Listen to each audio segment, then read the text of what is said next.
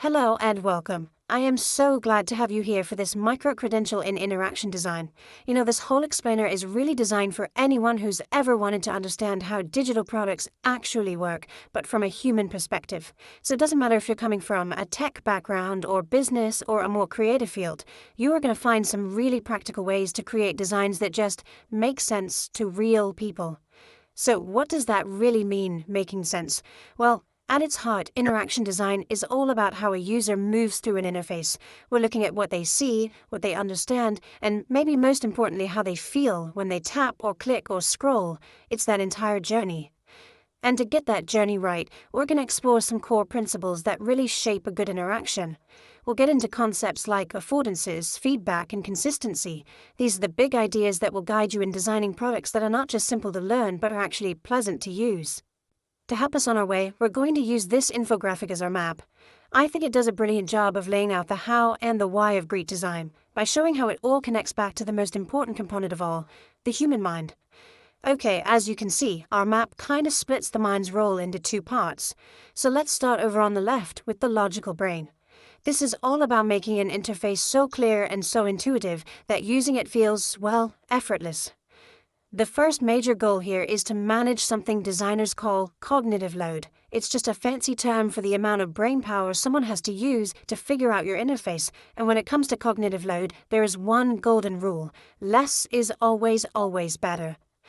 Our map shows us three really powerful ways to do this. You can reduce the user's overall effort, you can break information into smaller chunks, and you can be consistent and predictable.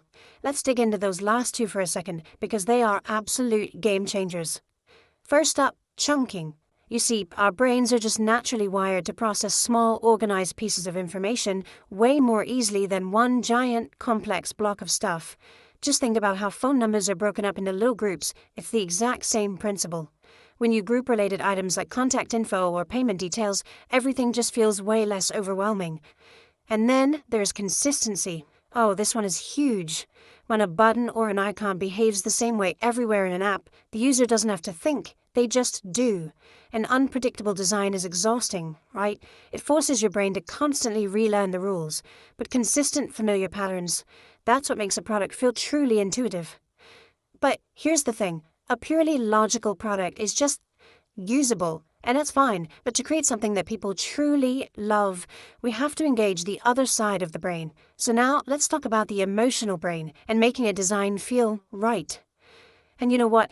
That emotional connection often starts with just pure visual appeal. Before a user even reads a single word or clicks a single button, the colors, the typography, the images, all of that creates a gut feeling. Does this feel playful? Does it feel serious? Is it trustworthy? The aesthetics are what set the emotional tone for the entire experience. Now, beyond the overall look, we can create these little moments of joy with what designers call micro-interactions. These are the tiny, often subtle animated responses you get when you do something. They make the product feel responsive, alive, and honestly, sometimes a little bit magical.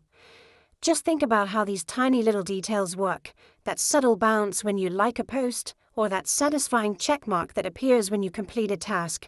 They aren't just for show, they're giving you clear feedback, and they're injecting personality, turning a totally mundane action into a delightful one. Another really powerful tool for that emotional connection is the tone of voice. Right, when an app uses friendly, conversational language instead of robotic, technical jargon, it builds rapport. It starts to feel less like a machine you're operating and more like a helpful guide who's there with you.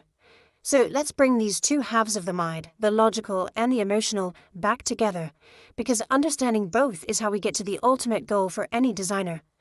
The key takeaway, really, is this. Great design isn't just about piling on features or making something look pretty. It's about having a respectful conversation with the user. It respects their mental effort by being clear and logical, and it respects their emotional journey by being engaging and delightful. And applying these psychological principles is the key to building real, practical design skills. This understanding is what allows you to create basic prototypes and evaluate user behavior with confidence, skills that are absolutely essential for any field where people and technology connect. So I'll leave you with a little challenge.